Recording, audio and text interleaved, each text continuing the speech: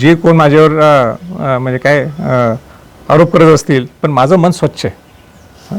मी जे करतो आजपर्यंत मी प्रामाणिकपणाने केलेलं आहे आणि माझं बोटसुद्धा कोण तसं दाखवू शकत नाही.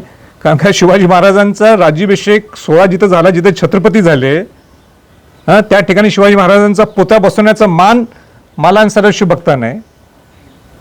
रायगड किल्ल्याचं संवर्धन जतन कोणी बघितलंच नाही, पाहिलं नाही, कोणत्या पुढे विजन सुद्धा नव्हतं. त्याची सुरुवात मी करून दिली.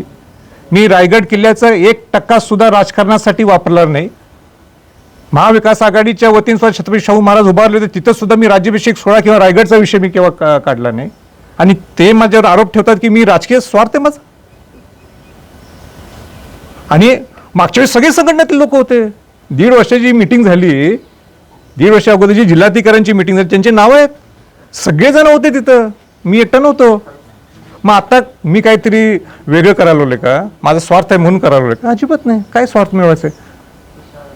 शिवाजी महाराजांच्या नावाने मी केव्हा राजकारण आजपर्यंत केलेलं आणि करणार सुद्धा नाही.